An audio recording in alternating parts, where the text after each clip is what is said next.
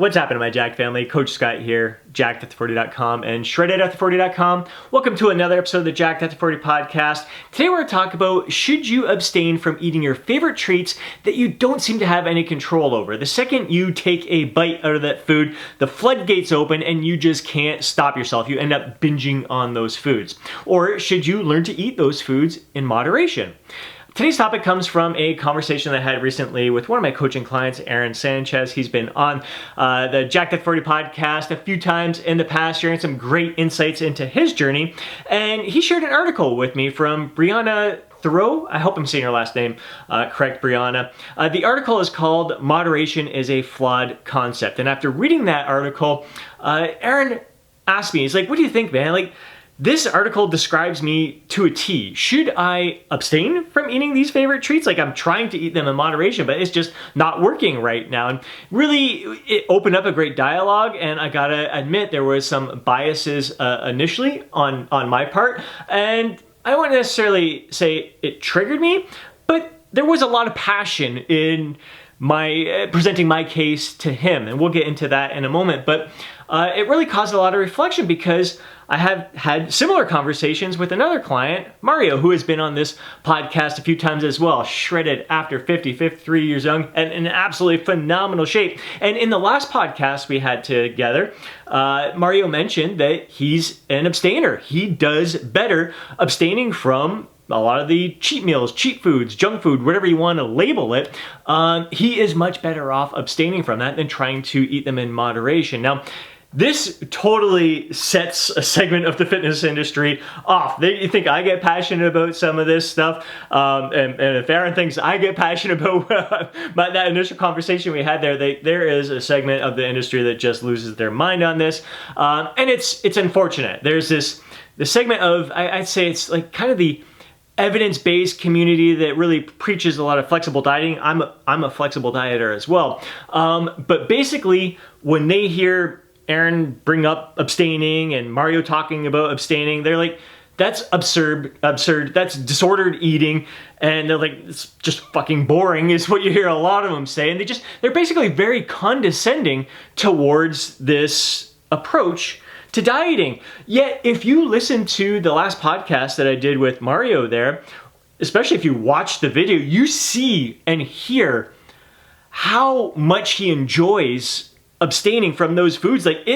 He's thriving from it. Like, abstaining from those foods is what allows him to live his best life, and he doesn't miss those foods at all. He just really enjoys eating whole, natural, nutrient-rich foods, and we've had a great discussion on that in the past podcast, so I think it's a very good complement to today's topic as well. So I'll link to that down below. I'm also going to link to Brianna's article down below. I highly recommend everyone give this a read. It is a very detailed article. It is long. It's about a 40-minute read, but I highly recommend you read through it. It's going to be very eye-opening. I'll be very curious to hear if it resonates with you, because it certainly resonates with me. Even though, like, initially when I was having that conversation with Aaron, I was very passionate about it. I definitely had some of my own personal biases as a flexible dieter, because like, I am someone who used to not be, like, I lost control over certain foods, certain meals. Like, it's a big reason why I gained 50 pounds of fat in my mid to late 20s and really struggled to lose that weight up until I was 36 years old. A big reason was because once I started having, like, if I tried to have one cookie, the whole box was gone. If I had a bowl of ice cream, the whole bowl of ice cream is gone. If I had a bowl of cereal, that whole bowl of cereal was going to be gone. Like, I just couldn't control it, and always tell myself, all right, I'll be good again tomorrow, I'll start the diet over again tomorrow, and just that vicious cycle just ran itself over and over and over again. And very much like what Brianna says in this article, like, a lot of times even when you're trying to learn to eat in moderation, you're a flexible diet, you learn, like, okay, you can incorporate your favorite treats into your diet as long as it fits your calorie target. It doesn't have to be for the day, but for the week. So let's say you have a cheat day where you allow yourself to eat in 1,000 calorie surplus, 1,500 calorie surplus, 2,000 calorie surplus, but then the rest of the week you have to really deprive yourself. And some people will view that as disordered eating as well. So although the evidence-based flexible dieting community will see like totally abstaining from all these treats is disordered eating, there's a segment of the community who think it's disordered eating to have a cheat day and then deprive yourself for the rest of the week and really restrict your calories for the rest of the week. Any approach to, like, some people think, well, eating in moderation is disordered eating the way we structure it as well too.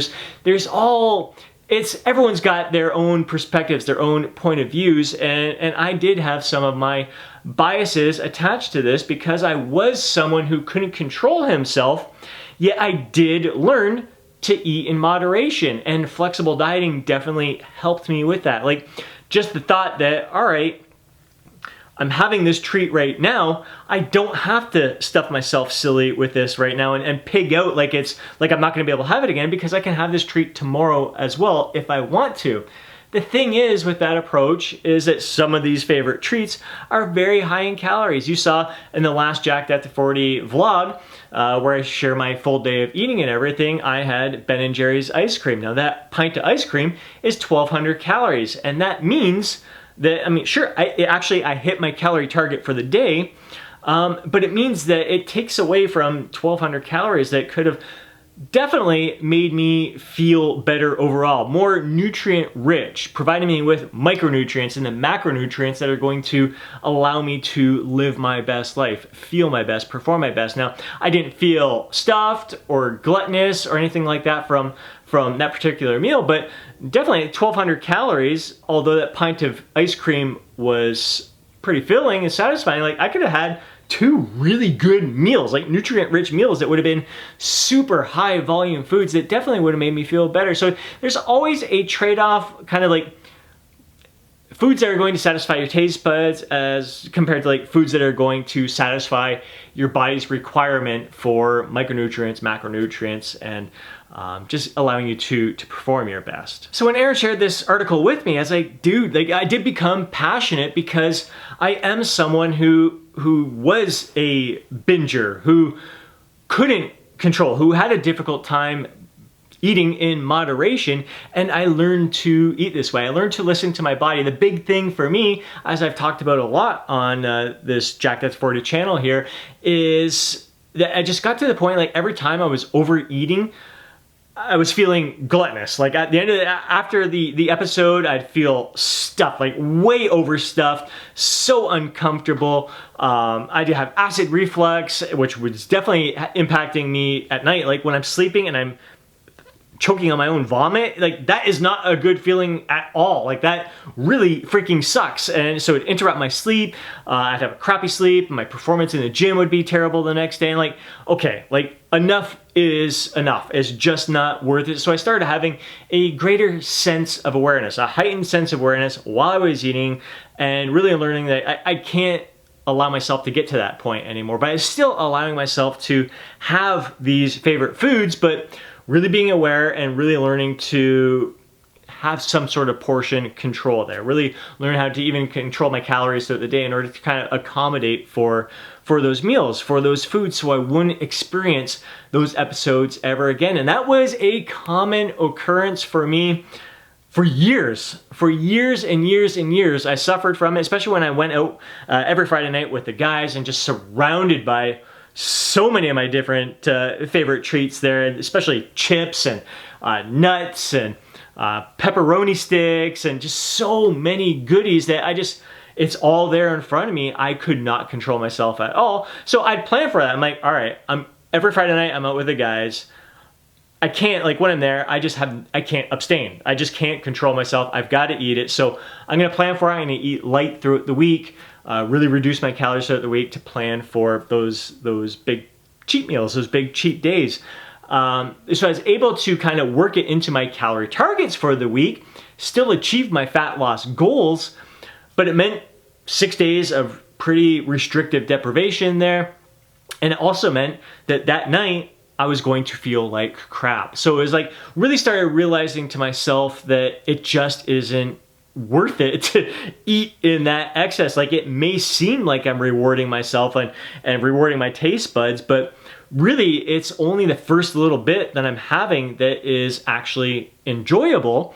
And anything after that, I'm not tasting as much, I'm not getting as much satisfaction out of it, and anything after that ends up just making me feel like absolute shit. So it was a lot of awareness went into this, and it took time. Like this was not something that happened overnight. So that's where I'm like, I'm reading this article and reading that we may be better just abstaining altogether. And I'm like, I can definitely see that. I can definitely see that for a lot of people, and maybe I could be better off like that. But it took time, it took awareness, it took a lot of listening to my body. I'm kind of glad I put that time and effort into learning how to eat in moderation, because now I have such a better relationship with food. But here's the thing, like that's my experience. And this was a big thing. I think I reread the article a second time. Like after talking with Aaron and being so passionate about it, I'm like, dude, don't give up your favorite foods. Like this is all part of our living experience and everything. And you can work it into your calories. It's going to take practice. And so I was kind of instilling my beliefs, my experiences on him rather than just listening and hearing him out and thinking, you know what, abstaining might be best for you. It's working really, really freaking well for Mario, and he is ecstatic with his life. It's not detracting, not taking away from anything in his life, so maybe it could be a good fit for you. So I really had to set my biases aside, reread the article from a fresh perspective, an open mind perspective. And I gotta tell you, like the second time reading through, even though it's a 40-minute freaking read, again, more aha moments, more light bulb moments, more really realizing that abstaining from some of our treats, it doesn't mean like all treats. It's the treats that you just can't control yourself over are the ones that you should kind of avoid, is what Brianna is recommending there. And I can definitely see that. And what I really like about this article is that Brianna has an open mind, and she's not saying that abstaining is for everyone. So that's unlike the segment of the industries like really condescending towards abstainers. Like she's not condescending towards moderators. Like she realizes that a lot of people are going to do really well moderating food. Some people are just not going to be good at moderating food, and they're much better off at being abstainers. She's an abstainer herself, so she's sharing a lot of her learning experiences as well as some of what her clients have experienced. And she just gives lots of research and evidence to back up so many of her points. But I still, like, even though like I'm reading through it, and it's really tough to kind of put my own biases and my own experiences aside, because there's a lot of times like reading through it, I'm like, but like I know, like for myself personally, there are certain foods that I know I cannot control myself over. If you look at like Christmas time, those no-bake cookies, mud pies, cucka cookies, some people call them. It's like oats, and some people put some coconut in there, and the cocoa powder and sugar and butter. Like I will make a batch of those, and I'm basically eat that entire batch that day. Or I'll try to like give some off to my kids, send them home with them. Like, guys, you gotta take these away from me. Like every weekend leading up to Christmas, this past holiday season, there's like 4 or 5 weeks in a row I was making those, and I would give half away, and then I would just eat the other half. Like I'd tell myself, I'm just gonna have 3. Once I get that taste in my mouth, it's 4, it's 5, it's 6. That's why this article really resonated with me, and it's probably why it really resonated with Aaron as well. It's like, that fits me to a T. Like those kind of episodes, I think it happens to a lot of us with certain foods. And for me, I think this is where I got really passionate with Aaron. I'm like, dude, like, yeah, I lose control over those, but those are like my favorite freaking cookies in the world. I can't give those up. Like I can't deprive myself of those cookies for the rest of my life. And I get somewhat triggered with that because there's no freaking way I'm gonna give those up.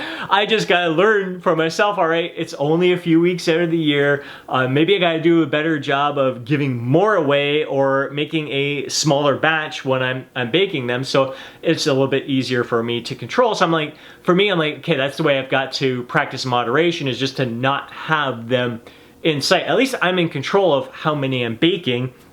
And that will mean, all right, chances are I'm gonna eat them all today. They're not gonna be any left tomorrow, so I'm gonna eat them all today. So I'm gonna make sure I only bake enough for right now, knowing that I probably won't make any more for another week there. The other thing is M&Ms. This kind of ties into what I was talking about earlier. I've been like hooked on the peanut butter M&Ms lately, and it seems like every Friday night or so, sometimes maybe every other Friday night, I'll go grab a bag of M&Ms. I think it's a 200 gram bag, and eating that entire bag, I think is about 1,200 calories as well. Once I start eating one of those peanut butter M&Ms, I know for sure I'm eating that entire bag that moment. It's not gonna last until tomorrow. I've never been able to save that bag for tomorrow. So I know 1,200 calories are going down. Now again, it's not, I know I'm not going to be able to control myself, but at least it's limited to that 1,200 calories. I don't eat that 1,200 calories and then think to myself, I got to hurry up and go back to the store and eat some more. Because here's the thing with those M&Ms, it's like the first half of the bag I really enjoy. The second half of that bag, I'm just eating it because I just can't stop myself. I can't control myself. I'm not enjoying it, and it's actually I'm actually not liking it as much. Not only does it not taste as good as it did initially, it's almost like too sugary at that point.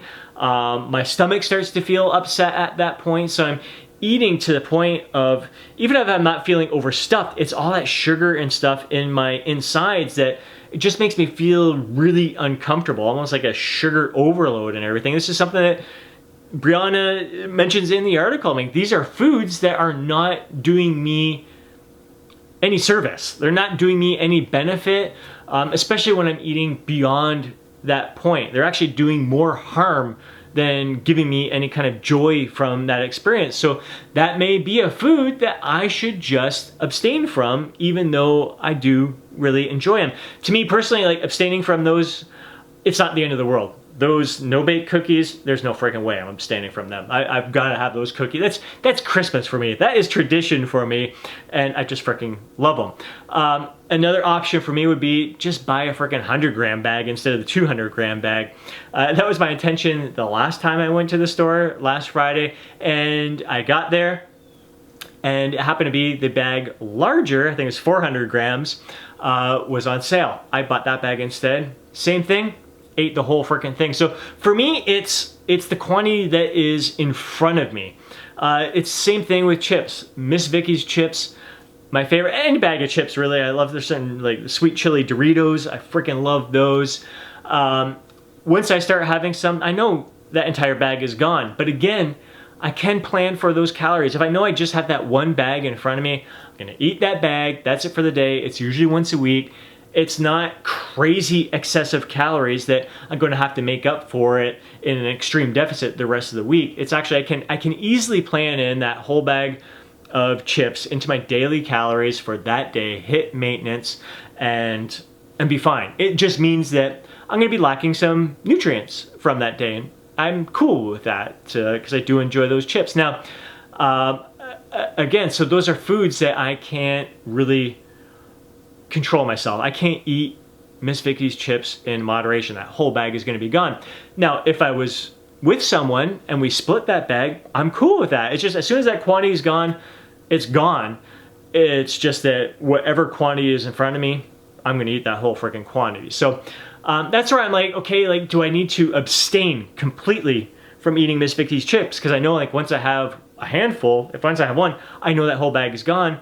I don't think I have to necessarily abstain from that because I know it's only going to happen typically once a week. It's just one bag.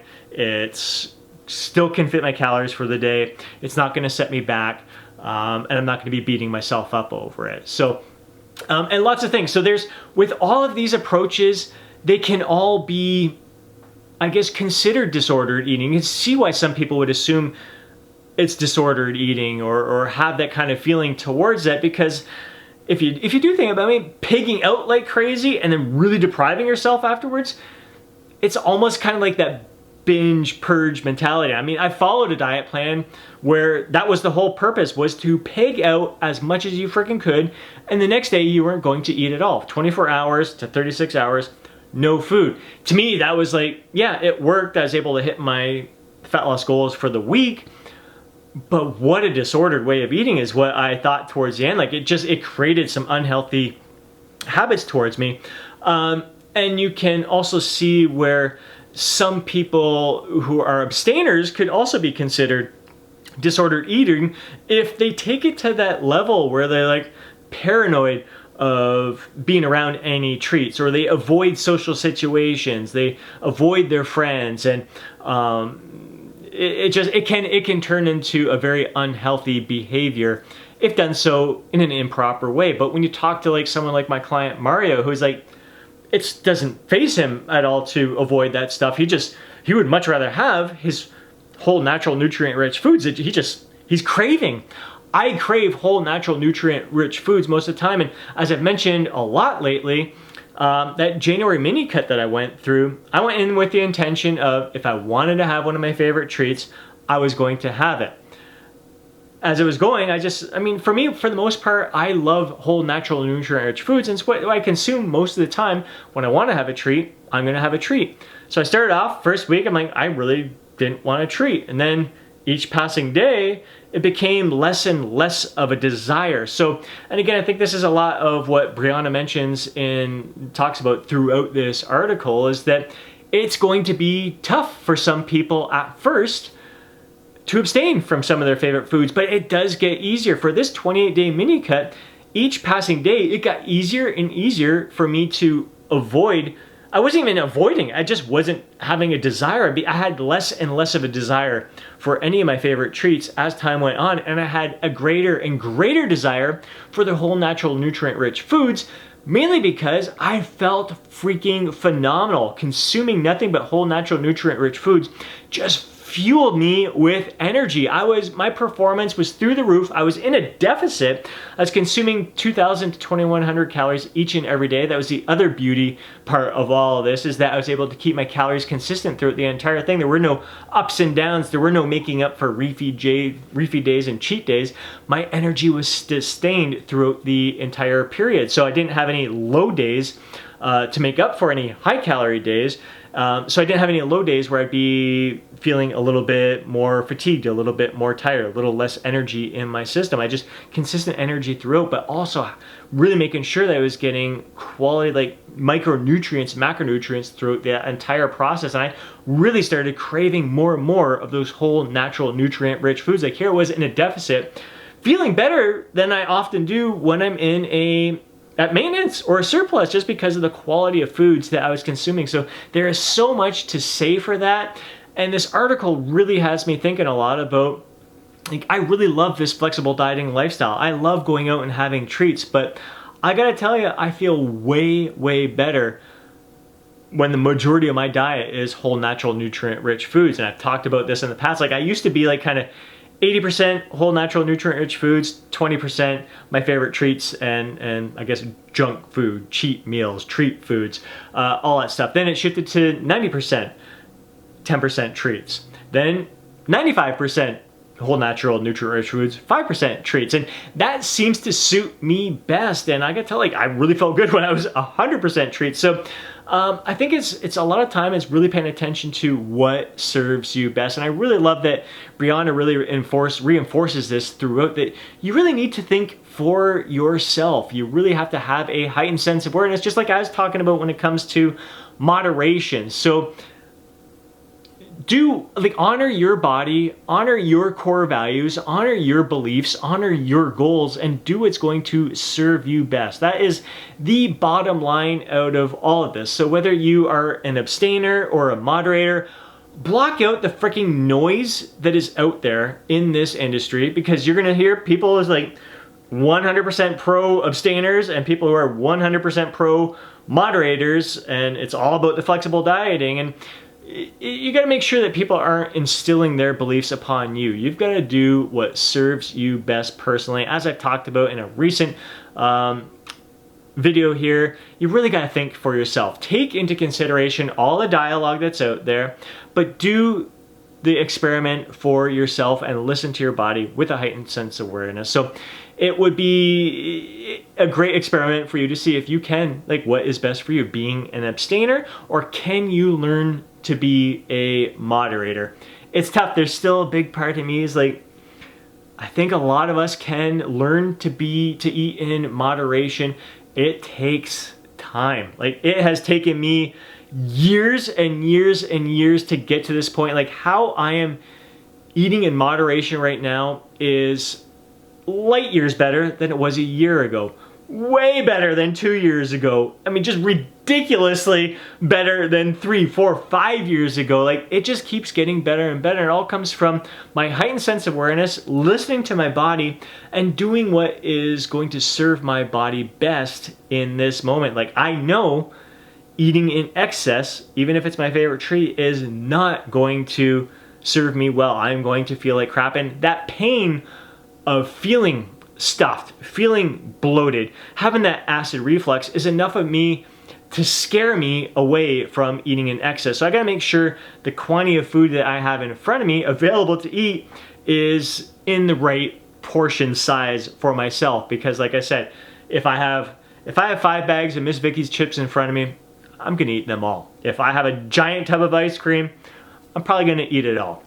So there's certain foods, same thing, the giant bag of M&Ms, I'm gonna eat that whole freaking thing. So I gotta make sure I have the portions in the right sizes to suit me in this moment, to serve me best. So if I'm in a situation where there's just so many options, very tough to control. It's also very tough to abstain, but the more you abstain from those foods, the easier it's going to get to abstain from those foods. I really hope you enjoyed today's podcast. If you did, please do me a favor and smash that thumbs up button. I really appreciate it. If you know a fellow bro who would benefit from listening to these podcasts, do him a favor and share it with them. More than anything, I would love to hear from you down in the comment section below.